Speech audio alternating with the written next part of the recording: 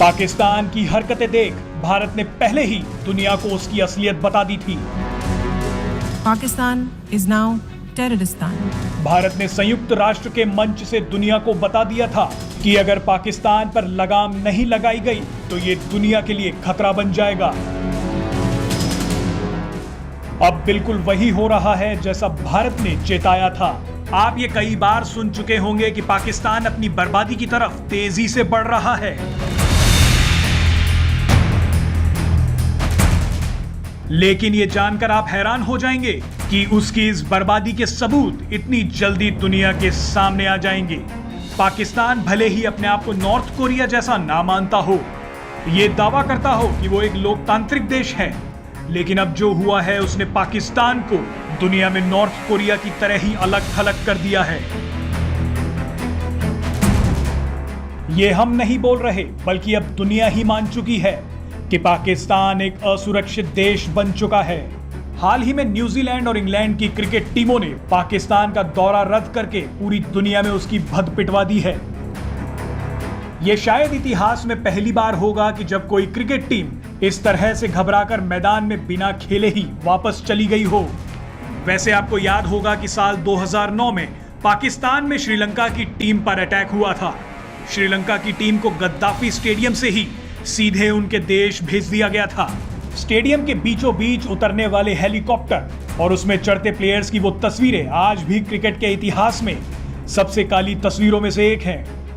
ये घटनाएं साबित करती हैं कि जहां तक क्रिकेट का सवाल है, पाकिस्तान अलग थलग पड़ चुका है।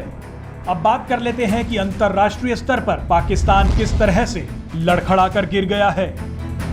शुरू में लगा कि पाकिस्तान की विदेश नीति बस एक ही देश में काम आई है और वो है अफगानिस्तान, जहां उसने जोर आजमाइश लगाकर अपने चहेते तालिबान की सरकार बनवा दी। लेकिन तालिबान तो तालिबान ठहरा, उसने पाकिस्तान को ही डस लिया और ये तक बोल दिया कि हमारे मामलों में दखल ना दें। अब वहीं दुनिया के दूसरे देशों की बात कर लें तो कोई भी पाकिस्तान में निवेश नहीं करना चाहता। अगर चीन को छोड़ दे तो कोई भी देश पाकिस्तान को पैसा नहीं देना चाहता। लेकिन विदेश नीति के स्तर पर पाकिस्तान की जग हसाई तो तब हो गई जब लगातार गिड़गिड़ाने के बावजूद अमेरिकी राष्ट्रपति जो बाइडेन ने इमरान खान को एक फोन तक नहीं किया।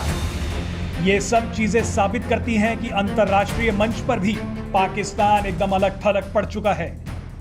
अब जरा अर्थव्यवस्था की नजर से भी पाकिस्तान को देख लेते हैं। पाकिस्तान की अर्थव्यवस्था बिल्कुल चरमरा गई है।